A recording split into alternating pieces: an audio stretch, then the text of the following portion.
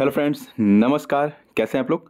तो यहाँ पे डेली करंट अफेयर्स की वीडियो में डालता हूँ और मैं आपका स्वागत करता हूँ सीएसके सीएम क्लासेज में।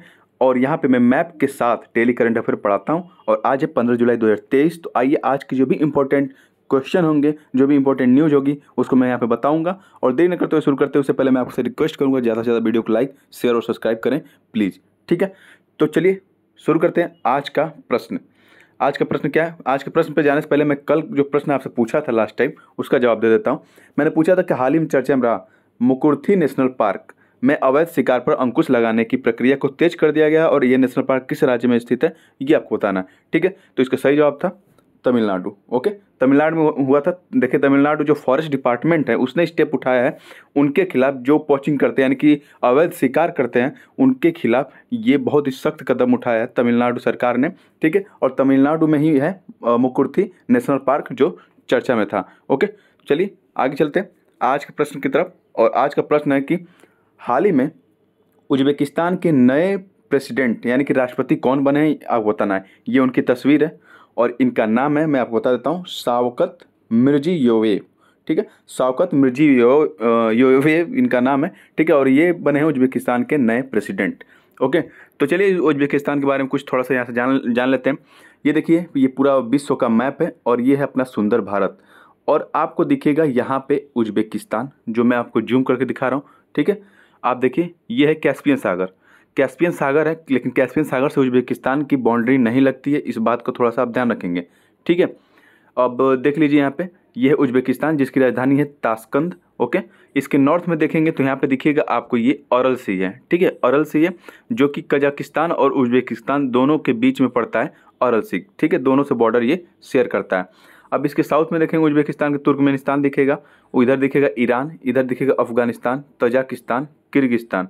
ठीक है, और ये है कैस्पियन सी। आप ध्यान देंगे कैस्पियन सी से उज्बेकिस्तान की बॉर्डर नहीं बनती और उज्बेकिस्तान की राजधानी है ताशकंद और उज्बेकिस्तान और कजाकिस्तान के बीच में है अरल सी।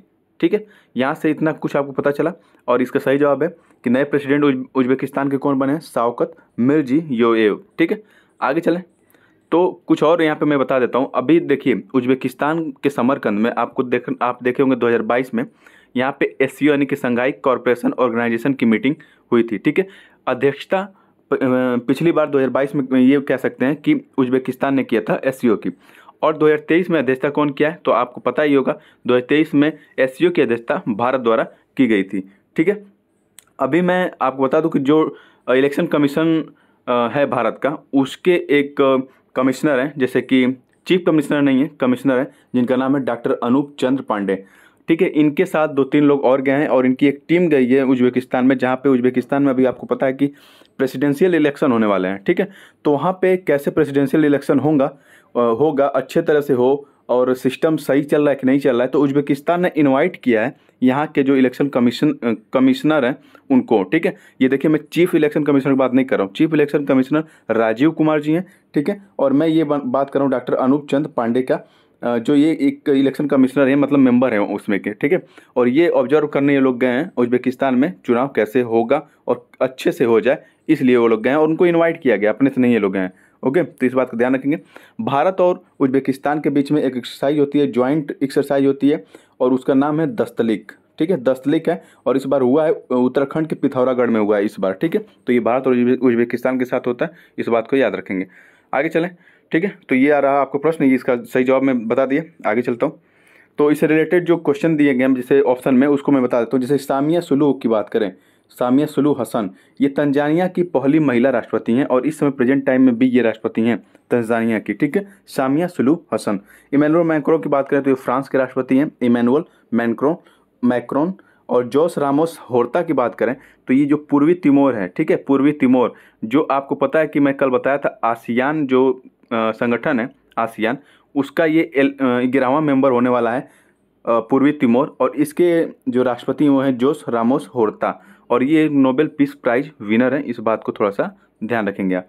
ठीक है, आगे चलते हैं। अगला प्रश्न है, निम्नलिखित में से कौन सा PSU, ठीक है, रिश्वत विरोधी प्रबंधन प्रणाली सर्टिफिकेट प्राप्त किया है। बहुत ही लंबा, रिश्वत विरोधी प्रबंधन प्रणाली सर्टिफिकेट, वाह, बहुत ही अच्छी बात है कि आपने रिश्वत लेने की प्रक्रिया या फिर जो ले रहा है उनके ऊपर सख्ती से पेश आना, उनके लिए नए नए नियम कानून लाना और उसको प्रभावी ढंग से लागू कराना, ये ओएनजीसी ने बहुत ही बेहतर तरीके से किया। तो उसे इंटरनेशनल लेवल पे रिश्वत विरोधी प्रबंधन प्रणाली सर्टिफिकेट से नवाजा गया है। ठीक है, तो ये ओएनजीसी की बात चल रही है यहाँ पे। ठीक है, oil and natural gas company है ये, ONGC oil and natural gas corporation है ये। ओके, तो पीएसयू क्या होता है, ये भारत की एक पीएसयू ऐसा लिखा गया, तो मैं इसके बारे में आपको यहाँ पे थोड़ा सा बता दे रहा हूँ। देखिए, पहले तो ये न्यूज़ देख लीजिए। ONGC becomes first PSU to achieve anti bribery management system certification. ठीक है, तो ये जो भ्रष्टाचार से संबंधित अच्छा प्रदर्शन करने के लिए, भ्रष्टाचार के विरोध में अच्छा प्रदर्शन करने के लिए इसको ये अवार्ड से नवाजा गया है। अच्छा ठीक है, इस अवार्ड के बारे में बता देता हूँ। इस देखिए, जैसे कि एक है इंटीग्रिटी पैक्ट। ठीक है, इंटीग्रिटी पैक्ट ट्रांसपेरेंसी जो इंटरनेशनल है, इंटरनेशनल लेवल पे, अंतर्राष्ट्रीय लेवल पे जो ट्रांसपेरेंसी इंटरनेशनल आपको पता है कि भ्रष्टाचार संबंधित ये रिपोर्ट जारी करता है। तो इसने ये इंटीग्रिटी पैक्ट स्थापित किया था, जिसे हम सत्यनिष्ठा समझौता कहते हैं। तो उसमें भारत ने 2002 भारत की कोई ऐसी पीएसयू यानी कि पब्लिक सेक्टर की अंडरटेकिंग कंपनी जो पहली बार इसमें ज्वाइन हुई वो ओएनजीसी थी। ठीक है, ओएनजीसी थी, और तब से अब तक ये अच्छा प्रदर्शन करते आ रही है। तो इसको इस बार ब्रेवरी मैनेजमेंट सिस्टम का सर्टिफिकेट दिया गया है। ठीक है, तो इस बात को थोड़ा सा ध्यान रखेंगे। और पीएसयू की बात करें तो पीएसयू किसे कहते हैं, देखिए, भारत सरकार के अंडर में आने वाली ऐसी कंपनियां, ठीक है, जिसकी 51% से ज़्यादा हिस्सेदारी भारत सरकार की होती है। बाकी और भी कोई हिस्सेदारी खरीद सकता है, लेकिन 51% से ज़्यादा भारत सरकार की ऑनरशिप उस पर होती है। ठीक है, तो वो प्रॉफिट मेकिंग होती हैं, कुछ प्रॉफिट मेकिंग होती हैं, कुछ प्रॉफिट लॉस मेकिंग होती हैं। तो लॉस जो मेकिंग होती है उनको ये लोग बेचने लगते हैं, जो सरकार बेचने लगती है। ठीक है, तो पीएसयू ऐसी हैं जो भारत सरकार के अंडर में आती हैं, फुल्ली नहीं कह सकते हैं, आधा आती हैं, क्योंकि कुछ 51% से ज़्यादा भारत सरकार की इसमें हिस्सेदारी होती है। बाकी और कोई भी शेयर खरीद सकता है, आपके पास पैसा आप भी शेयर खरीद सकते हैं उसके। ठीक है, तो इसमें जो पीएसयू है ना, इसमें महारत्न कंपनी, नवरत्न कंपनी, मिनीरत्न कंपनी, ये सब इसमें शामिल होती हैं। देखिए, ओएनजीसी एक महारत्न कंपनी है और इसकी बात यहाँ पे की जा रही है। ठीक है, कि निम्नलिखित में से कौन सा पीएसयू रिश्वत विरोधी प्रबंधन प्रणाली सर्टिफिकेट प्राप्त किया है, तो ये ऑयल नेचुरल गैस कॉरपोरेशन। ठीक है, तो इस बात को थोड़ा सा आप ध्यान रखेंगे।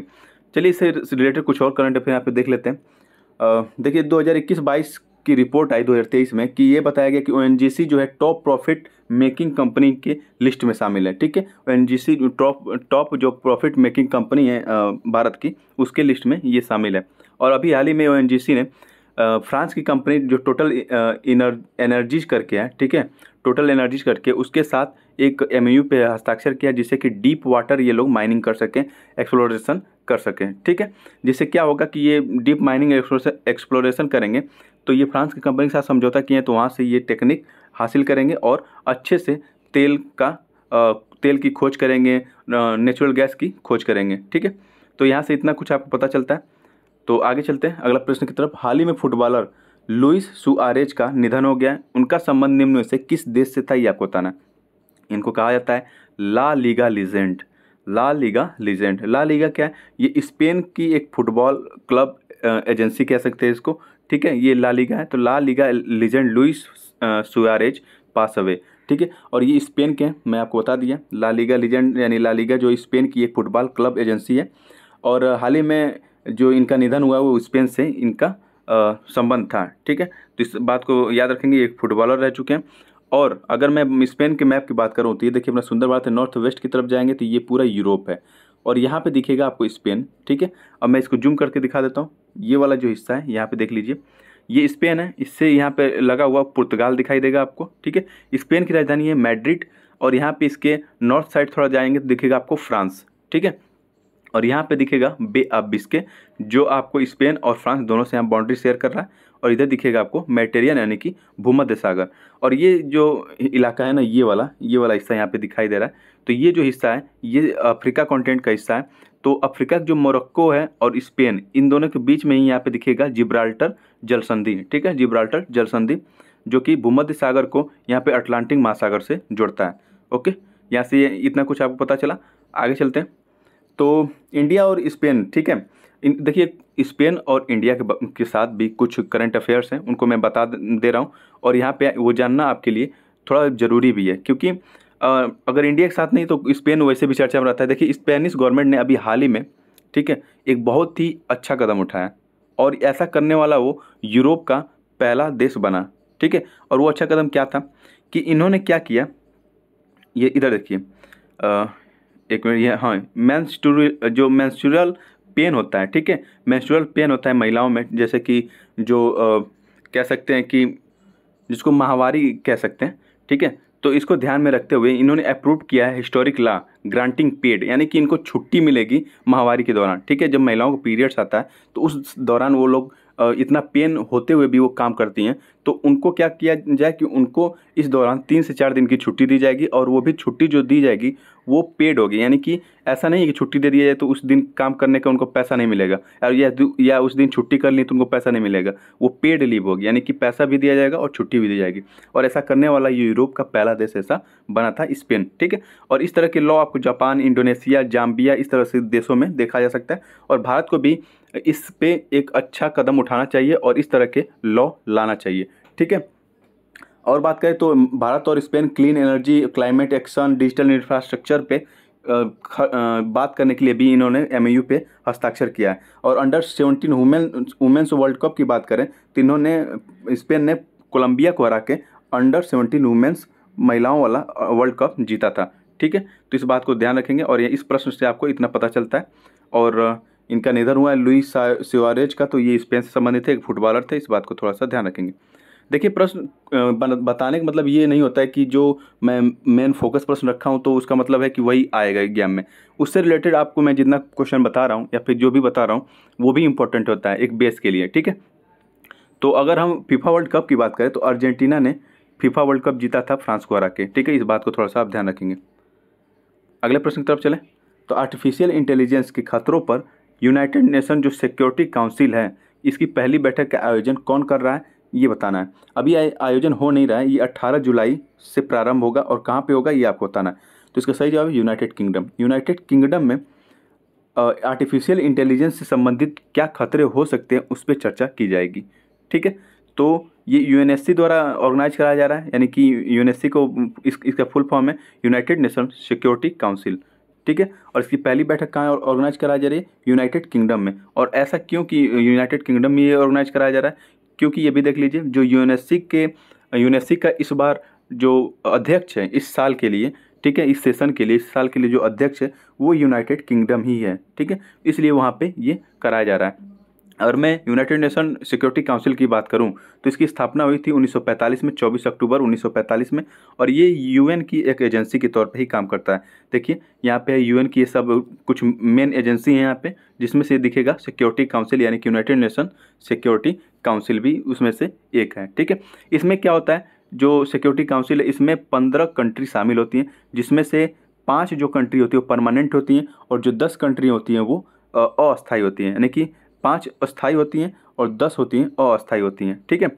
तो परमानेंट जो कंट्री हैं उसमें है चीन, फ्रांस, रूस और यूनाइटेड किंगडम भी है, और इस बार अध्यक्षता भी यही कर रहा है, और यूनाइटेड स्टेट्स ऑफ अमेरिका है। इसी 5 अस्थायी मेंबर में भारत भी कह रहा है कि हमें भी शामिल करो, और बहुत से कंट्री ऐसे हैं डेवलपिंग कंट्री जो भारत का सपोर्ट कर रहे हैं कि भारत को भी इसमें शामिल करना चाहिए, ठीक है। और बाकी जो 10 जो अस्थायी सदस्य हैं ये इनकी लिस्ट यहाँ पे है, ठीक है। तो फिलहाल यहाँ से इतना आपको पता चला। और एआई की बात करें तो आर्टिफिशियल इंटेलिजेंस के बारे में कल बताया था, और इसके जो जन्मदाता हैं या जनक के रूप में जॉन मैकार्थी को माना जाता है, इस बात का थोड़ा सा ध्यान रखेंगे, ठीक है। तो आगे चलें, आगे देख लीजिए। यूनाइटेड किंगडम की बात हो रही है, तो यूनाइटेड किंगडम में कौन कौन से देश शामिल होते हैं ये आपको बता दूं। देखिए, यूनाइटेड किंगडम मतलब ये नहीं कि इंग्लैंड की बात हो रही है, ठीक है। जब यूनाइटेड किंगडम कहें तो आप समझ लीजिए उसमें इंग्लैंड भी है, वेल्स भी है, स्कॉटलैंड भी है, ठीक है, और इधर नॉर्दर्न आयरलैंड भी है। इन सबको मिला के बनता है यूनाइटेड किंगडम, ठीक है। और अगर यूनाइटेड किंगडम में हम आयरलैंड को, ये जो रिपब्लिक ऑफ आयरलैंड इसको जोड़ देंगे तो ये हो जाता है ब्रिटिश आइल्स, ठीक है। तो इस बात को थोड़ा सा आप ध्यान रखेंगे, और यहाँ पे इसकी लोकेशन ये विश्व के मैप में, और ये जूम मैप इसका। तो चलिए आगे चलते हैं अगले प्रश्न की तरफ। अगला प्रश्न है कि जीएसटी परिषद के 50वीं बैठक में ऑनलाइन गेमिंग पर कितना और ऑनलाइन गेमिंग पर कितना प्रतिशत जीएसटी निर्धारित की गई है। खेलिए गेम, बहुत ही गेम खेल रहे हैं आप लोग, और कंपनियां जो गेमिंग कंपनियां बहुत ही प्रॉफिट से कमा रही हैं, क्योंकि उन पे अभी तक, ठीक है, जितना कि आप जो फूड पे टैक्स लगता है, आपके खाने पे टैक्स लगता है, उससे भी कम इस पे गेमिंग जो कंपनी है उन पे टैक्स लग रहा था। तो अभी जीएसटी काउंसिल बैठी, जीएसटी काउंसिल का यही काम होता है, वो लोग क्या करते हैं, ये निर्धारित करते हैं किस पे कितना टैक्स लगेगा। अभी हम जीएसटी की बात करें तो ये जो लागू हुआ था वो 1 जुलाई 2017 से लागू हुआ था, जीएसटी काउंसिल जीएसटी 1 जुलाई 2017 से पूरे भारत में इसको लागू कर दिया गया था, ठीक है। और इसमें 5 दरें निर्धारित की गई हैं। एक तो 0% है, ठीक है, छोड़ दीजिए इसको, 5%, 12%, 18% और 28%, और 28% की दर से भी ऑनलाइन गेमिंग पे टैक्स लगेगा, ऐसा कहा जा रहा है। और जो मानसून सत्र होने वाला है, ठीक है, अभी मानसून सत्र आपको ये 20 जुलाई से ये लगभग स्टार्ट होगा और अगस्त तक चलेगा, ठीक है। तो उसमें कहा जा रहा है कि ऑनलाइन गेमिंग पे हम लोग टैक्स लगाएंगे, और कितना टैक्स लगेगा, वो भी 28% टैक्स लगेगा। तो ऑनलाइन गेमिंग जो कंपनियां हैं वो तो विरोध करेंगे ही, कितना टैक्स लेंगे आप लोग हमसे। तो टैक्स लेना पड़ता है भैया, आपसे जब 2 से 3% टैक्स लिया जा रहा है, आप इतना प्रॉफिट कमा रहे हैं तो सरकार को तो देना ही पड़ेगा कुछ ना कुछ, ठीक है। तो जीएसटी काउंसिल मीटिंग हुई, उसमें ये डिसाइड किया गया कि हम 28% टैक्स इस पर लगाएंगे, और ये आने वाले मानसून सत्र में अप्लाई करवा दिया जाएगा, ठीक है।